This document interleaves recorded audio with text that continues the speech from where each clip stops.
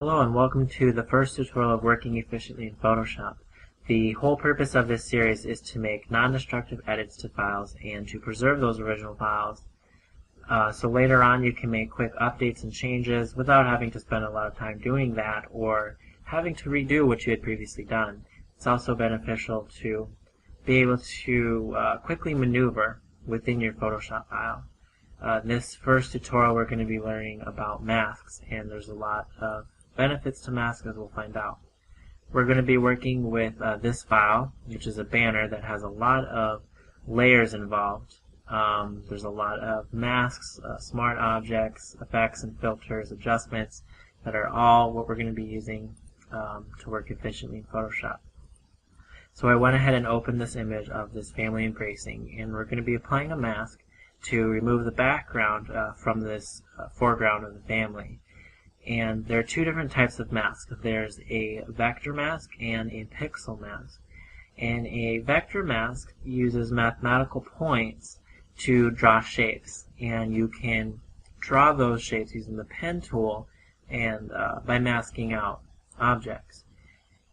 The pixel mask uses pixels, and if you paint a pixel black, it'll remove that pixel.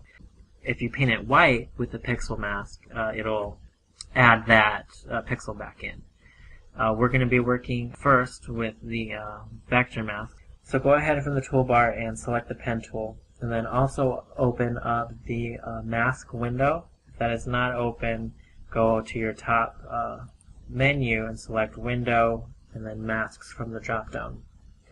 I'm also going to go ahead and double click on the image of this family, and we'll get a pop-up and just select OK. And what this does is it unlocks the layer. And then click the right icon in the masks window, and this is the button for adding vector mask. And then also make sure you see at this top toolbar, or the top tools window, there's the options for a path and there's options for a shape, and we want the option for a shape selected. So I'm going to zoom in to this bottom corner, and I'll select my pen tool again, and when I click, it makes an anchor point, and when I drag, it's the handlebars, and the handlebars are the direction of my path. When you work more with these, you'll start to really get a feel for how these work. And then I'm going to create an anchor point here, and as you can see, we have this nice curve developing. And as I let go, you can see the masker is already being applied, but now I can't see my image. So in the mask window, go ahead and change the density. As you see, you can drag it down. You see the image revealing. I'm going to go ahead and put it to 0, because that way I can see the full image. When I drew that last anchor point, I drug the handlebars in this direction, and I want to change directions. I don't want to go this way anymore. What I can do is you can hold down the Alt key and select on that anchor point, and what it does is it removes the handlebars in the direction that you had previously drawn.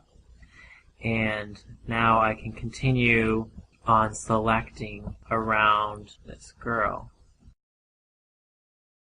Alright, as you can see, I have completed tracing the path along the shape, and the background is now no longer visible.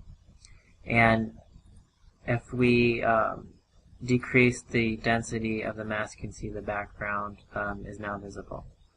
That is how you make a vector mask. Now I'm going to show you how to turn this vector mask into a pixel mask. To do that, you select the direct selection tool from the toolbar, and it's the one that's below the pen tool.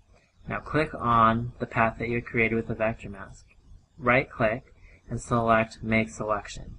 Click OK, and you can see that the selection is now made. If you go to the bottom right side, there's this set of tools here. If you click on the square icon with the round circle in the middle,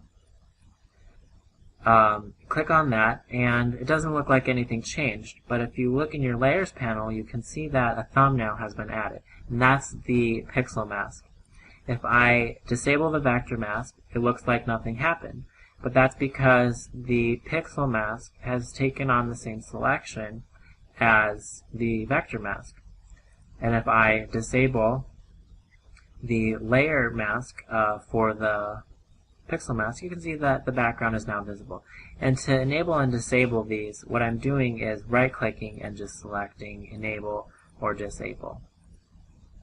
And you're probably asking yourself, why would you convert a vector mask into a pixel mask? Because it looks like it's doing the same thing. And the reason is because you get options to manipulate this pixel mask. If you click on the thumbnail for the vector mask, the options for mask edge, range, color range, and invert are not available in the mask window. And if you click on the pixel mask, you can now see that those options are enabled. If you click on mask edge, I'll show you what these tools do. You can feather this edge of the selection. You can contract it. Now you can see that you see less of the people. And if you expand it, you're going to see more of the background. You can choose how much you want it feathered, and the contrast of the feathered edge. If I increase it, you can see that it's not really that feathered. If you decrease it, you see that there's a lot more feathering going on. I'm going to select cancel, but you can see that you get other options to manipulate your subject. And that's one way of creating a pixel mask. Another way I'm going to show you, what I'm going to do is I'm going to select, hold the Alt key, and then click on your layer and drag down and let go. And that's how you just duplicate the layer. What I'm going to do is I'm going to delete the vector mask, and I'm going to delete the pixel mask. Now you can see that those are completely gone. I'm going to move that layer to the top, and now you can see that this is just the original file that we used. Earlier I told you that if you paint a pixel mask black, it removes, and if you paint it white, it adds. So again, we're going to select on, make sure your image is selected, and then click on that icon for the mask, and that's the square icon with the round center. And I'm going to zoom in here, and I have my black is in my foreground, so that means I'm going to be removing part of the image. And as you can see, I'm just brushing. I'm going to turn this layer off. You can see that I went into the image, but you're like, hey, that's okay because it's a mask. If I hit X, it toggles back and forth between these two colors, you can see. And white adds back. So I'm going to add the white back in. Alright, let's try this again. So you can follow along the edge, and you can see I'm doing a sloppy job. It's a little more difficult with the mouse. If you have a Wacom tablet, it's a little easier. But you can see essentially it's doing the same thing. It's removing that background by using the brush tool. This is just another way to perform a mask. I prefer using a vector mask because I feel it's quicker, and you're able to make smooth curves because you're making 2 points, and you're able to create a really nice curve between those 2 points.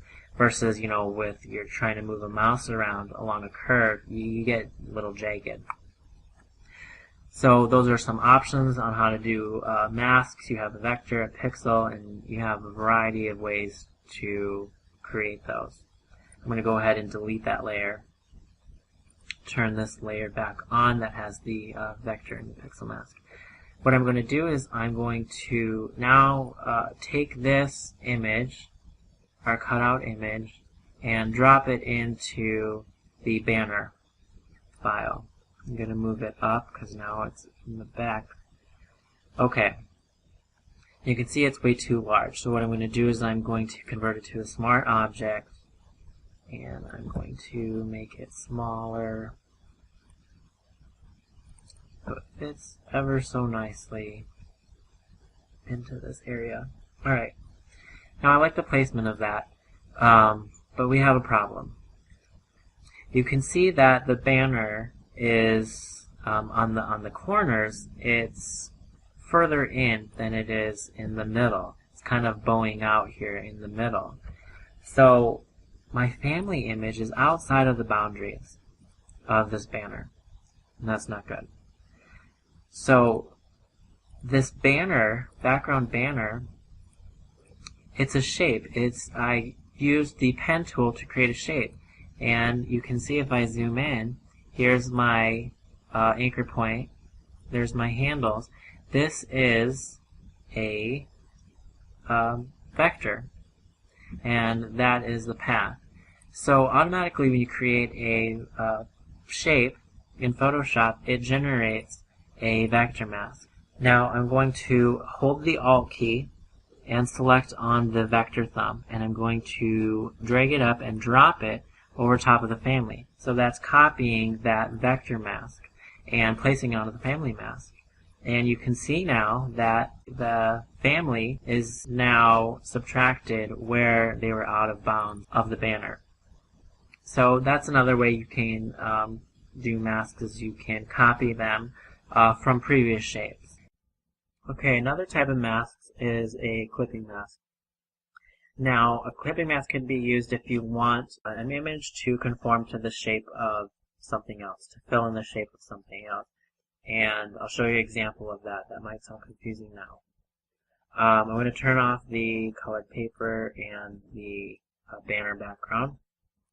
And I'm going to draw us a star. Okay, you can see the star there. What I want now is I want this family image to fill in the star. So I need to rearrange the layers. I'm going to put the star layer on the bottom and the family layer on top of that. If I hold the Alt key and select in between these new layers, you'll see that an icon appears, and click, voila, the family image is now inside. It has conformed within that star. And I can select on this family image and move it around, and I'm moving it within the star. The star has not moved, and I can place that wherever I want it. So there you have clipping masks. Alright, lastly and quickly, I'm going to talk about applying masks to a group of layers instead of layers individually. I have deleted the star, and I'm going to change our family's blend mode to luminosity, and you can see we get this cool effect.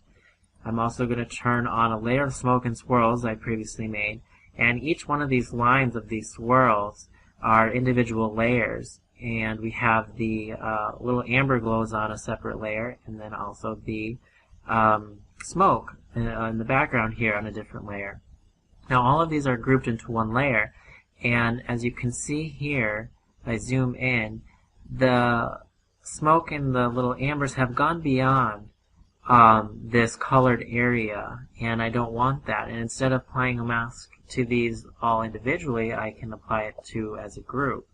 So click on the layers, layer mask, and I can just quickly mask out that area that they were going beyond that edge.